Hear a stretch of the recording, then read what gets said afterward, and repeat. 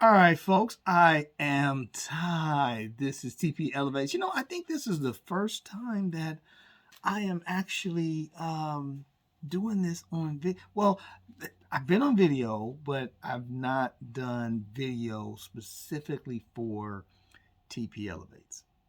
So that's where it is. I haven't done video for TPL Place where it's just me. Now, with a guest, yes. Where it's just me, no. And the guest videos, I have not actually put those out yet. So if you're listening to me on the podcast, great. If you're watching this on the YouTube channel, okay, great. I appreciate that. TP Elevates is the channel that I'm referring to on YouTube. And then you could also find me on other social media platforms as well. Forget me. Let's get going. All right, let's get going. So today, first and foremost, I got to tell you that I appreciate you being back here with me because I know that you could be anywhere else, but you are here with me. That's what's most important. You're here with me. You're listening to me. That makes me feel wonderful. Now, if you know anything about the channel, we are a channel that focuses on athletes and mental health. Now, I say we because you haven't seen the guests yet, but I have brought on guests who we have discussed mental health.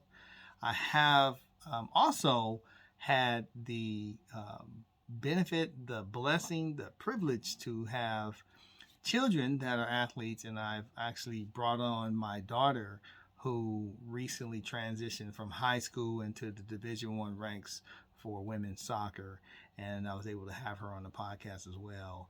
And so I've spent a lot of time over these past few weeks just getting her set up, taking her out there, getting her set up, making sure she had everything that she needed, and getting her acclimated to the city and things of that nature, so that while she's in that sort of preseason training during that summer period, going into the first semester, she would have no worries. She could just focus on nothing but training and preparation for school. She's been a great student too. She carried a 4.7 GPA in high school, and she's never had anything less than a 4.0. I think I would say she's never had anything less than like a 4.3, something like that. But really, really crazy, because I can tell you right now, I didn't do that. I didn't do that at all. So very proud of her, very proud of all three of my kids. My other two are boys. My oldest, he was also a soccer player. He was a football player too. That transitioned and helped him in football. But today what I want to talk about is, do you invest in your rest? Do you invest in rest? So for athletes, we're always on the go. Working out now that I'm not actively in competition, and I am trying to, believe it or not, actually get involved in a sport where guys my age can compete and have a ball. So, because I like to compete, but as I look at these other athletes, as I look at my kids, I look at the parents who are supporting these kids. I have to sit back and ask myself, am I investing in my rest? Are they investing in their rest? It's amazing how we lose sight of the impact that adequate rest has on our ability to perform everything we do. I mean, literally to perform in every area, but we lose sight of that and we are constantly on the go. What made me think about this? Well, my daughter, she's been going and going and going, and she started to come under the weather. And so as I'm having conversations with her, she tells me that, yeah, for the last 3 days, I haven't really been able to sleep. Well, you're at the Division I level. You're on the field. You are playing your heart out, practicing like crazy in the weight room, doing everything, and you're go, go, go, go, go, but your body's not recovering. That is going to take its toll. And everything that we do, even as parents who are supporting these kids, let me tell you something. I can recall going from Chicago, hold on, flying from Ontario to Denver to Chicago to New Jersey to Denver to wait. I think it was either back to Chicago to Dallas to Denver, back to Ontario, and then a week later having to fly somewhere else, like, and all the time because of club sports, all the time. And it would take its toll because then I got to come back and run the company. And while I'm there, I got to run the company. So I'm balancing all these things. Now, that's one kid. And I got two other kids that are involved in all kinds of other things. And we're also trying to balance, you know, all of their things that they have going on as well. Then my youngest, he's a skater. Okay. This kid wants to go to every skate park around, everywhere. Okay. He wants to always be at the skate park. And I get it. And as dad, I want to support that and do what I can. But there's some times when I am so freaking exhausted. But you know what I do? I get myself up and I take him. It doesn't matter how exhausted I am. I get myself up and I take him. I make sure that he gets there, that he gets what he needs. Because even though he's the youngest, his goals, his aspirations, the things that he wants to do, they're equally as important as it was to the other two. And I want him, from me and from my wife, I want him to know that, hey, we support you the same exact way. It's not like you're getting the leftovers. We don't have any more energy for you. You just got to figure this out on your own. Absolutely not. Giving him the same type of energy. However, we've got to take some time for ourselves to sit back and say, man, I need to recover. I need to rejuvenate. I need to rest. A long time ago, when I first started playing ball and I sort of was making my way into corporate America, one of the things that I used to do all the time is every weekend, because I wasn't married at the time and I didn't have any kids. So what I would do is every weekend I would hop on the plane. Sometimes I would literally go to the airport. I did not have clothes. I didn't have anything. There were times where I literally got off work. I went, parked my car, my truck, and I would just go, leave it there at the airport, work clothes, everything. Haven't showered, nothing. Go up, look and see where there's a flight. If they didn't have any seats on there, can I get a standby? Whatever. I would just hop on a plane and I would land wherever I landed. And I would just travel and travel and travel. And it was to get away. It was just to give my mind a break. I would go out to these other areas, these other states, and I would just enjoy the atmosphere. And it didn't matter. I could be in Cancun. I would just enjoy the atmosphere, enjoy the people. I would people watch. I would, go to the pool. I would just hang out, give myself some time to rest, to recover, to recuperate. It was something that I needed. So with having kids, especially with having kids who are athletes, it's a lot tougher to do that. But as a parent who was also a coach and a mentor, when I work with athletes, including my own kids, but when I work with athletes and I see that those athletes aren't taking the time to rest, you can sometimes see the injury before it even comes. You know it's coming.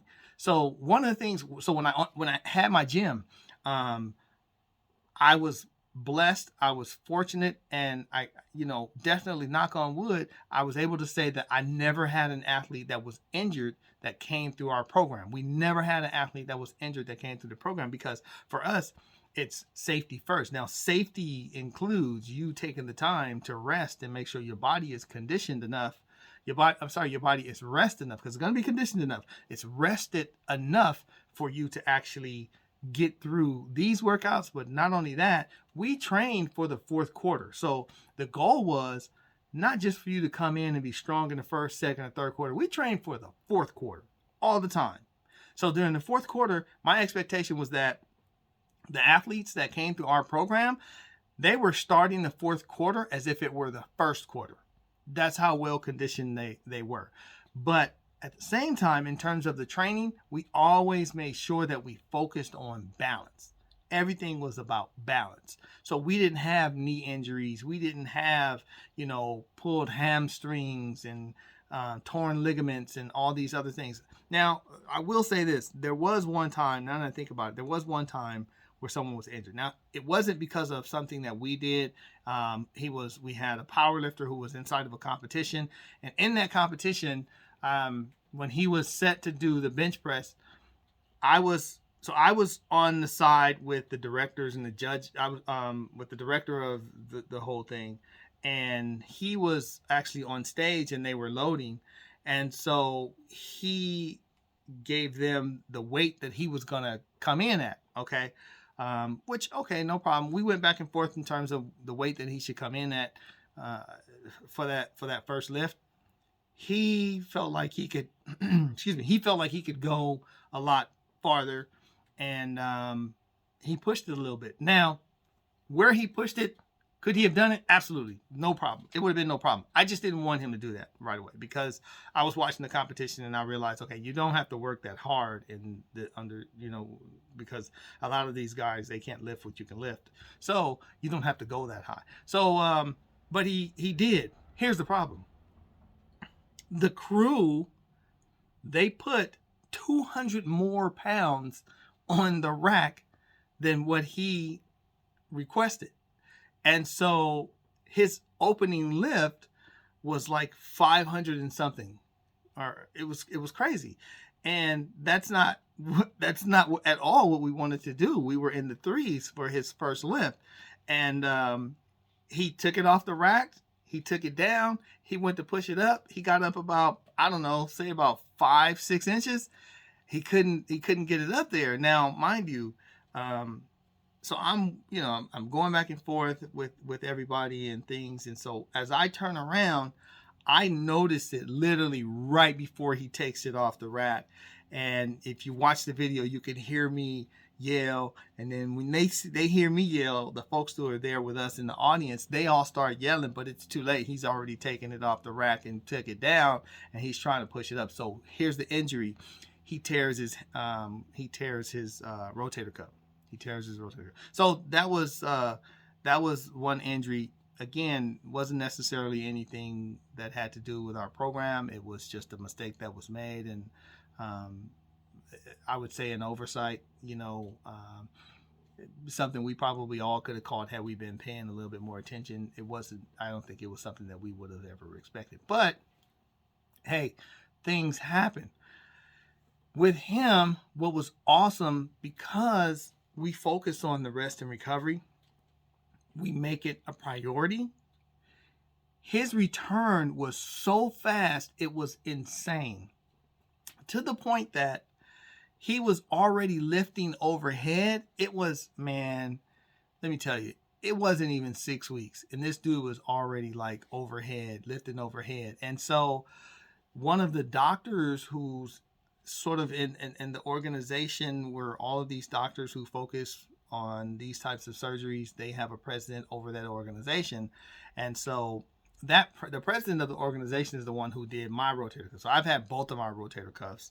I've had the ortho on both of them. And so, I'm talking to him, and I don't want to throw his name out there, but I'm talking to him because he had done one of mine, and I'm doing the checkup, and he goes, he's asking me how, this kid's surgery is going, how the surgery went, and how his recovery's been going. And I was like, well, he's with us, so his recovery's going to go good. But, and I guess that's to toot our own horn. But it was just something that, most people talk about, oh, we got the strongest, we got the fastest, we got the this, that. No, not us. We have the healthiest. That was our biggest thing. Are they healthy?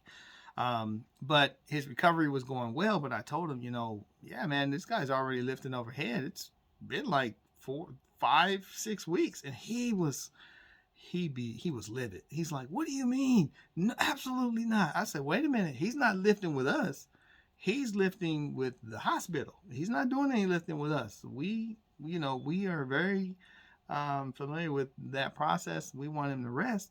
At the same time, though, he's coming in and he's telling me that, this is what's going on. Now, for that situation, the person would lift. They would lift on their lower body. They would lift on the other areas. And then, as the healing and strength and flexibility, range of motion and things like that, as he gained some more of that mobility naturally, then we would go and sort of put a program together to get him through therapy. Well, the doctor who did the surgery, because my doctor didn't do the surgery, another doctor did the surgery. But my doctor, because he's the president, that guy who did that surgery is sort of in this association or organization. And so He's livid to the point where I'm gonna have his license pulled, and I want his information. I want to know when his next appointment is. I'm gonna be there. He is going crazy. But the reality was, this kid was so healthy that his body was just healing really, really fast. It was healing fast. But here's the crazy thing though, like fast forward, okay? Here I am, I'm training myself. I'm getting injured. Why? I'm not practicing what I preach. I mean, what else could it be? I'm not practicing what I preach. I'm not allowing myself to rest. I'm go with my kids, go with other athletes. And then I know that I have to work out. So I'm working out, and then I push my body. And then when I need to rest, I can't rest because I got to get here with these athletes. I got to get here with my kids. And look, I can sit here and look at myself and say, that's just an excuse. And it might be. The reality though is I wasn't going to pull back on my kids. I wasn't going to pull back on those athletes who needed my help. Even today, I would not do the same thing. I don't pull back. I hate it when I can't be there for my kids during their event.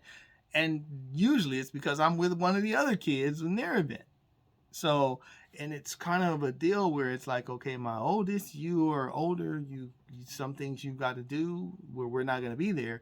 And then now we have the middle one, some things you're going to have to do or we are not going to be there because we've got to take your little brother here the same way we took the two of you when it was your turn or your time. So, what we do is, listen, if mom and dad could be there both, we were there. If mom and dad could be there both for her, we were there. If mom and dad could be there both for the youngest, we're there.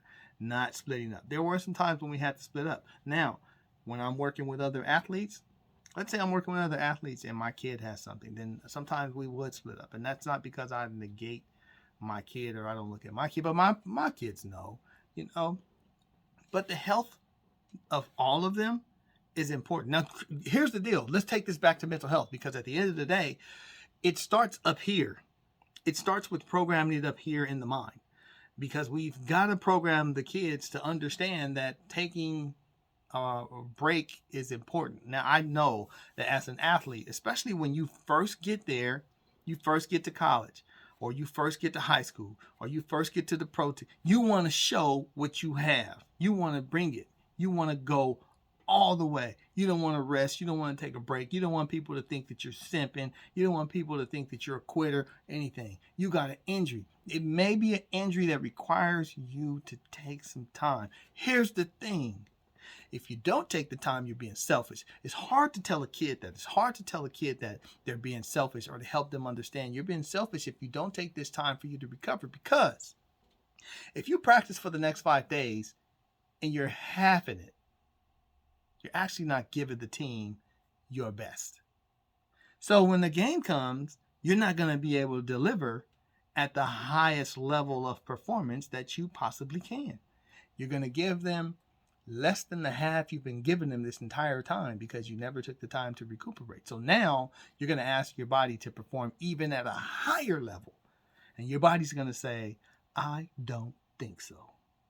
That's what happens. So I have to tell my daughter right now, listen.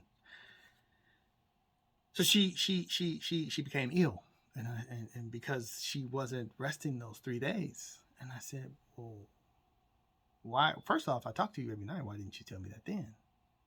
You should have told me that.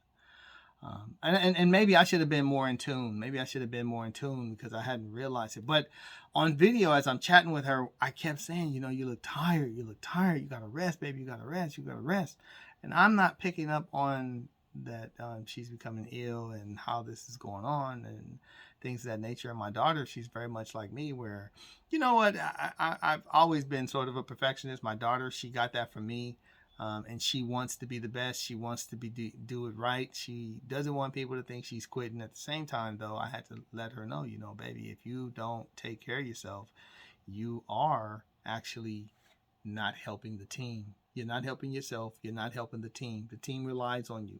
I promise you, your team would rather have you at 100% during the game than to have you at 60% during the game. And if you resting requires, if you resting for these next 5 days, for them to get you at 100%, they value what you bring to the table. And since they value what you bring to the table, they're going to go out there and they're going to bust their tails to make it work during this period that they don't have you. And then when you come back and you're 100%, then they're going to be on, you all are all going to be firing on all cylinders. And when you're firing on all cylinders, that's when you can make something happen. When you're firing on all cylinders, it's real tough. It's a strain because the chains, they can replace one person with somebody, and that somebody might not be as strong as the person they're replacing. So now you've got a weak link in the chain. I don't know who those people are, and I don't know if that's really how it goes for that particular team or any particular team, but I know that these circumstances exist.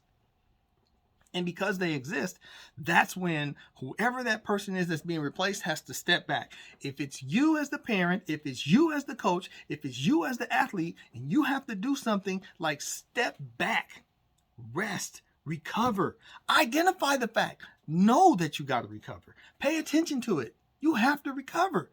You got to rest. You can't just keep going. You're not no dang train. There is a story about, I didn't read it all. I read a lot of it, but I didn't really read it to the point where it's fully to memory. And it was about a guy. It was a brother. He was really good with an axe and a hammer in terms of building railroads. And so when it was him, and then there was these other crews, and him alone, he would outwork all these crews. Just one guy. He was so strong, so big, so fast when it came to laying these the rails down for the train.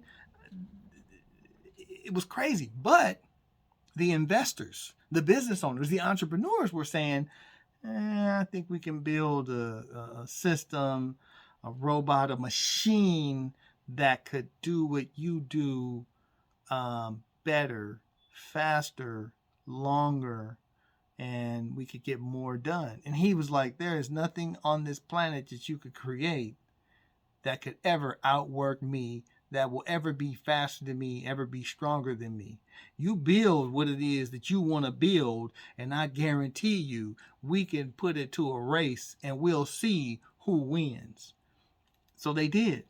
And they built this machine. Now, I may not be telling the story exactly the way it goes, but the way I kind of read it, this is what I remember. They built this machine, and so they created this race. It was a big deal where it was the machine against this brother who was the big, strong, and crazy with the hammer.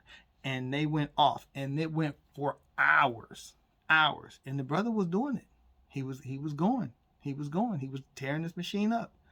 But eventually, because he never rested, the machine kept going, and he started to fall apart. He became exhausted to the point where he worked himself to death, literally worked himself to death. And in that, after working himself to death, while that's all going on, the machine is still laying down tracks. You're not a machine. People might say that. They might be like, oh, he's a machine. I have some cousins who are also athletes, and so they know how I am when I'm with the business and doing all these other things, and they'll say, Ty's a machine. The reality, I am not a machine. I am not a machine. I am of flesh and blood. I get tired. I get exhausted. I have those days of insomnia and all kinds of things just like everybody else. Days where I can't sleep. And so I'm just up working, and I'm trying to be the guy with the hammer.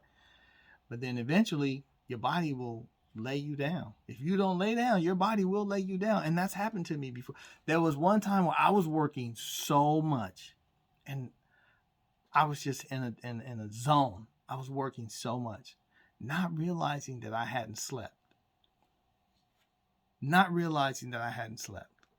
And what happened was, I think a call came through. Not realizing that I hadn't slept. And what happened was, I remember sitting down. I still had on all the gear that I was, working and everything. I sat down and I woke up 2 days later. My wife said that she kept having to check to make sure that I was still alive. Like I had literally worked myself to where I could not work anymore. And so since I wouldn't lay down, my body laid me down. My body said, you are done.